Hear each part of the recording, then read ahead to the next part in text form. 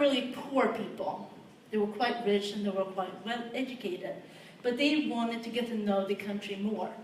And they wanted to discover more of Sweden. And there was a territory in the Swedish Lapland, at the very, very most northern part of Sweden.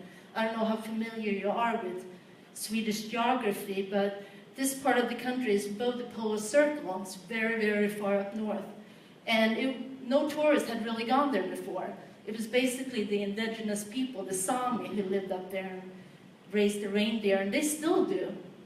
But these people, they wanted to discover it, and they went up there. And they were really pioneers, tourism pioneers. And they were always seeking new discoveries. And that spirit of the pioneers and seeking new discoveries is within our organization's DNA. We're always trying to seek new grounds and do new things and be innovative. So this is us today. We have about 240,000 members, and we also have about 300 lodgings or accommodations. Both hostels, mountain station, mountain huts along the hiking trail up in the northern Sweden, and hotels. We have, this is Af Chapman hostel in Stockholm, in the old ship.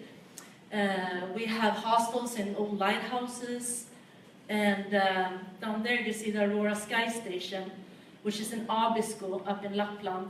It's one of the best places in the world to discover or to experience the aurora lights. If you stay there for 3 nights during the aurora season, you're basically 100% sure to experience the aurora lights. Sweden has a lot of nature, vast nature, archipelago, beaches, deep forests and mountains. And without our lodgings, it would be hard for people to discover these places. And that's what we want to do. We have activities, we do advocacy, and we have our accommodations to lower the thresholds for people to get out and experience nature and culture. And then I'm not just talking about culture like museums and theater. It's all kinds of culture, food, music, craftsmanship, all kinds of culture. You don't have to be a member to stay with us, but it is cheaper if you are. So now, when you know a little bit about where I'm coming from, this is the Swedish number. And what happened was, a year ago, an ad agency called Ingo called us and said, we want to pitch you an idea.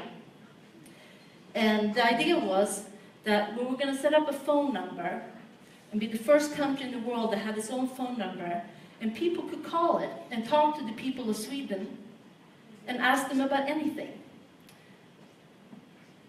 And I don't know if you listen to ad agencies, but they're really good at making compelling pitch presentations. And it was a compelling presentation. And we got really excited about the idea.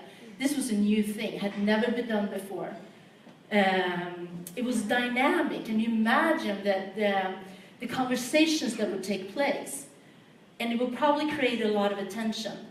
But this also made us really, really nervous. What happened if we got negative attention? What happened if we totally lost control? We have no control of what would be said.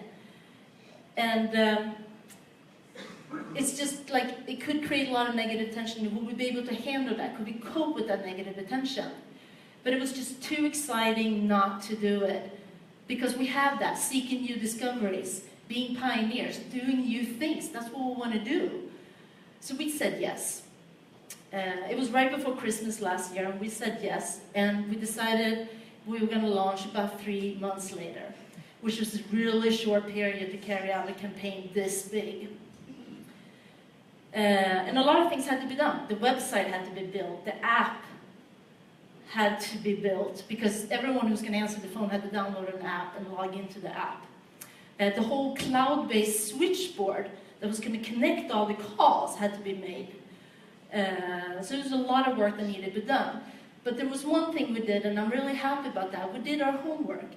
We sat down and did a really good risk analysis. What are all the risks? How are we going to handle if this happens? What are our visions, not just our goals with the campaigns, but what are our visions? Which media outlets do we want to write about the campaign? And we want to see it in Huffington Post. We want to see the big talk shows call the number. What if PewDiePie, one of the biggest YouTubers in the world, could get involved with the campaign? Or Alicia Vikander, the hottest Swedish Hollywood actress right now. And what if we could get the Swedish Prime Minister to answer those calls? We did all this, like put up visions and how we wanted things to go, and we made strategies based on that. We worked through all the messages and purposes of the whole campaign over and over and over again. We basically didn't do anything else for 3 months. And then on April 6th, it was time to launch it.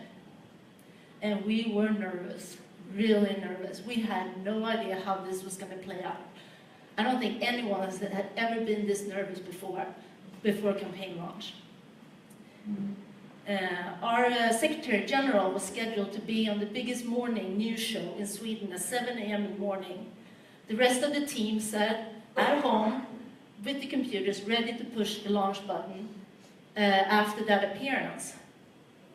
And about 7:15, after he'd done his appearance, we pushed that button. We did send out press releases. We went on Facebook, we sent out emails, and we launched it with this video.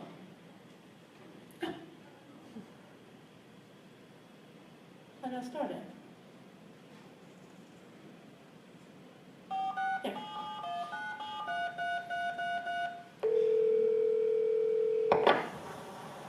You will soon be connected to a random Swede somewhere in Sweden.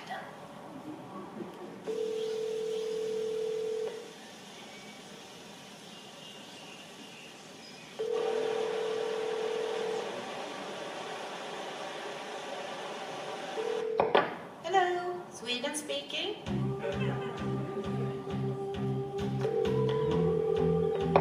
Ja, hallå? I know a club. You'll love it. It's morning here.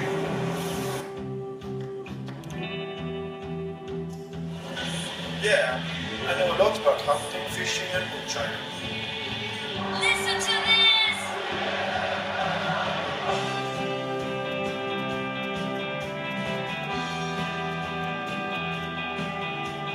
1, 2, 3. That's how we do it. It's easy.